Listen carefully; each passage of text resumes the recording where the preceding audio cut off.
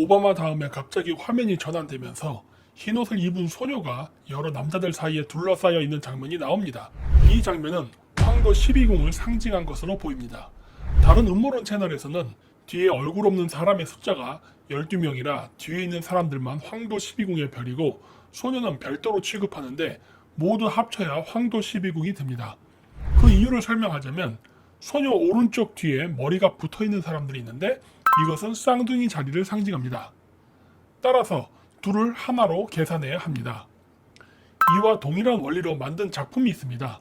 그건 바로 레오나르도 다빈치가 그린 최후의 만찬입니다. 그림의 전체적인 구도를 보면 똑같은 것을 알 수 있습니다. 다만 예수의 위치에 소녀가 있는 것만 다를 뿐입니다. 예수가 소녀로 바뀐 것은 지구의 세차운동과 관련이 있을 것입니다.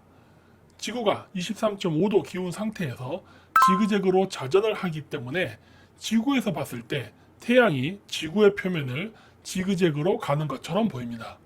그래서 힌두교의 경전인 베다의 조티샤에서는 황도 12궁을 묘사할 때 각 별자리를 남성과 여성으로 번갈아 표현하는 것을 알 수 있습니다. 따라서 물고기 자리 시대의 메시아였던 예수가 남성이었으니 물병 자리 시대의 메시아는 여성일 가능성이 있겠죠. 아마 그것을 묘사한 것이 아닌가 생각됩니다. 그런데 조티샤를 보면 물고기 자리를 여성으로 묘사하고 물병 자리를 남성으로 묘사했습니다. 이런 현상은 왜 일어났을까요? 그것은 아마도 동양과 서양이 같은 문화를 표현할 때 반대로 해석하는 경향이 있어 암수가 뒤바뀐 것이 아닌가 생각됩니다. 예를 들어 서양의 스와치카 문양은 동양에서는 반대의 모양을 하고 있습니다. 동양의 태극 문양도 서양에서는 좌우를 반대로 묘사하는 경우가 많습니다. 소녀의 밑에 원을 보면 초승달의 모양을 하고 있다는 것을 볼 수 있습니다. 이는 초승달과 금성을 상징하는 심볼로 동양에서는 마고 여신, 서양에서는 성모 마리아를 상징하는 심볼입니다. 서양에서는 성모 마리아를 묘사할 때 초승달 위에 있는 것으로 묘사하는 것이 많이 있습니다. 이러한 신의 이미지는 원래 고대 샤머니즘에서 유래한 것으로 동유럽에서는 마코시, 한국에서는 마고신으로 불렸습니다. 고대 스키타이나 잉카 제국에도 유사한 상징물들이 존재합니다. 민담에서는 토끼를 달로 묘사를 하지요. 이러한 상징물을 기반으로 다시 아이패드의 화면을 보면 소녀는 황도 12궁에 둘러싸인 마고 여신, 즉 마코시, 즉 창조주라는 것을 알 수 있습니다. 소녀 머리 위에 토끼가 있기 때문에 아래의 초승달 모양이 달을 은유적으로 표현했다는 것을 확신할 수 있습니다. 더구나 소녀가 사과를 들고 있는 모습은 마코시가 사과를 들고 있는 모습과 똑같은 양식의 그림이라 소녀가 마고 여신이라는 것을 재확인할 수 있습니다. 사과는 아기 예수를 상징하는 어린 태양, 즉 금성을 뜻합니다. 성모 마리아의 작품들을 보면 마리아가 초승달 위에서 아기 예수를 들고 있는 예술 작품들을 많이 볼 수 있기 때문에 사과는 아기 예수를 상징한다는 것을 알 수 있습니다. 소녀 뒤에 비상구가 있는데 이는 구원을 상징하는 천국의 문으로 황금의 문, 즉 골드게이트를 상징합니다. 천문도를 보면 영상의 구도와 같은 모습을 볼 수 있습니다. 이번의 경우 소녀를 처녀 자리가 아닌 시리우스로 해석한 것은 고대 이집트에서 오시리스 신의 부인이었던 이시스를 시리우스로도 묘사함과 동시에 처녀 자리로도 묘사하기 때문입니다. 초고대 문명에 대해 연구한 그레이엄 행콕이 쓴 탈리스만이라는 책에 의하면 오리온과 시리우스는 고대 이집트인들에게 오시리스와 그의 배우자 이시스를 대표했다. 그들은 죽음 이후에 심판을 받기 위하여 영원히 여행하여 이집트의 지하 세계인 두아트라는 하늘 지역에 간다라고 했습니다. 프리메슨 철학에 의하면 황도 12궁에는 우주의 봄, 여름, 가을, 겨울을 여는 문이 있다고 합니다. 바로 금의 문, 은의 문, 동의 문, 철의 문입니다. 그중 황소 자리에 있는 문을 골드게이트, 즉 황금의 문이라고 하여 가장 중요하게 여깁니다. 이들이 골드게이트를 중요하게 여기는 이유는 바로 이들이 구원을 받아 천국으로 갈 때 통과하는 문이라 생각하기 때문입니다. 고대 이집트에서는 오리온 별자리를 오시리스 신으로 인식했으며 동양에서는 염라대왕에 해당하는 별인데 기독교에서는 이를 예수로 바꿔 성경에 기록했습니다. 그래서 기독교에서는 예수님만을 통해 하나님께 나갈 수 있고 오직 그의 이름을 믿어야 천국에 갈 수 있다라는 구절이 있는데, 원래 이 내용은 고대 샤머니즘의 교리에서 말했던 가르침으로 인간이 죽으면 인간의 영혼이 황천강, 즉 은하수를 타고 저승인 북극성으로 돌아갔다가 다시 지상에 태어날 때 전생의 죄의 경중에 따라 왕이나 천민 등으로 환생하여 윤회를 반복한다고 믿었습니다. 그러나 선한 일을 많이 하면 이러한 윤회로부터 벗어나 인간의 영혼이 은하수를 타고 북극성으로 가는 것이 아니라 은하수와 황도가 만나는 지점, 즉 황소자리가 있는 황금의 문에 도착하게 되는데, 이때 오리온 별자리가 인간의 전생을 살펴보고 착한 영혼인 것을 확인하면 천국의 문으로 들어갈 수 있게 황소자리에 황금의 문을 열어주어 천국, 즉 플레아디스로 인간의 영혼을 인도한다는 사상입니다. 이를 불교에서는 업과 해탈로 표현했으며 기독교에서는 원죄와 구원으로 표현한 것입니다.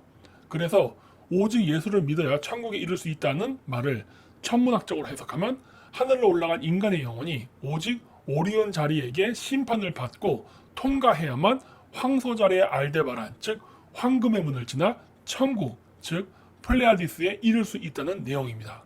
그래서 영상에 구원을 상징하는 출구가 묘사되었다고 생각합니다. 소녀가 떨어뜨린 사과가 굴러서 C자 모양을 한 곳에 멈추는데, 이는 일식을 상징하는 것으로 남녀 간의 합궁을 의미합니다. 고대에는 일식이 일어나면 하늘의 남자신과 여자신이 사랑을 나눈다고 생각을 했습니다. 그렇게 해서 태양신이 임신을 하면 낳게 되는 별이 바로 아기 태양, 즉 금성이라고 생각했습니다. 그래서 고대 샤머니즘에서는 금성신이 하늘의 태양신을 대신해 인간 세상에 내려와 빛을 내려다 준다고 믿었습니다. 그것이 바로 루시퍼 사상입니다.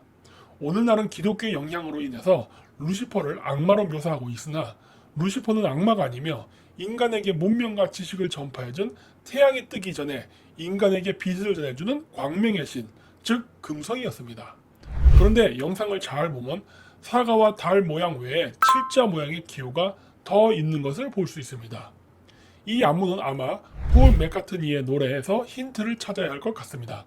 바로 시몬이라는 노래죠. 폴 맥카트니의 노래 가사에 보면 중간에 L7이라는 생뚱맞은 단어가 노래 가사로 나오는데, 이 L7은 우리가 영상에서 본 C7으로 보이는 글자일 가능성이 있습니다. 실제로 폴 맥카트니 노래의 표지를 봐도 초승달과 토끼, 여인이 있어 C7으로 보이는 글자는 L7일 가능성이 있습니다. 참고로 달을 영어로 룬이라고 하니 초승달을 표현하기 위해 C자를 L자와 동시에 같이 보이게 작업을 한 것 같습니다. 또한 일식이 남녀간의 사랑을 묘사했다는 것을 입증하듯 노래 가사를 보면 청춘 간의 사랑의 노래임을 알 수 있습니다. 일식, 즉 남녀간의 사랑의 결과로 자식, 즉 연꽃이 피어나는데, 연꽃은 금성을 상징합니다. 절에 가면 대웅전에 석가모니가 가부좌를 들고 앉아있는 것을 볼 수 있는데, 바로 연꽃 위에 앉아있는 것을 발견할 수 있습니다. 그 이유는 석가모니가 바로 하늘로부터 내려온 성인이라는 것을 표현하기 위해 연꽃에 앉아 있는 것으로 묘사했기 때문입니다. 연꽃이 금성을 상징하는 이유는 금성의 공정 궤도의 모양 때문입니다. 지구에서 관측을 하면 금성이 지구 안쪽에서 태양을 공전하다 보니 지그재그로 움직이는 것처럼 보입니다. 이를 선으로 연결하면 연꽃 문양이 나오는 것을 발견할 수 있습니다.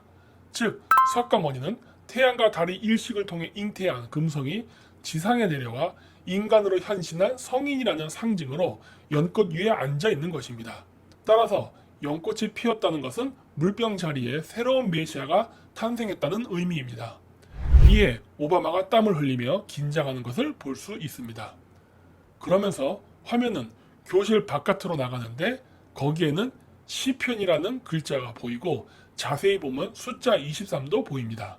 즉 시편 23절을 의미한다고 추측할 수 있습니다. 시편 23절에는 다음과 같은 구절이 있습니다. 여호와는 나의 목자시니 제게 부족함이 없으리로다. 그가 나를 푸른 풀밭에 누이시며 쉴 만한 물가로 인도하시는도다. 내 영혼을 소생시키시고 자기 이름을 위하여 의의 길로 인도하시는도다.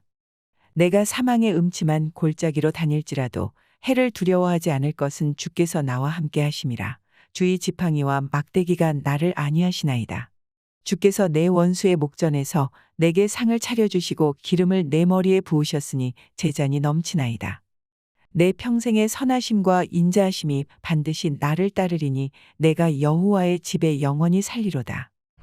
이 구절은 앞서 언급했던 폴 맥카트니의 시몬 노래의 가사 I'll never be L7 and I'd never get to heaven if I filled my head with glue 라고 해서 L7이 될 것이고 만약 내 머리를 접착제 범벅으로 만든다면 결코 천국에 이를 수 없을 것이다의 노래 가사와 뭔가 묘한 연관성이 있다는 생각이 안 드시나요?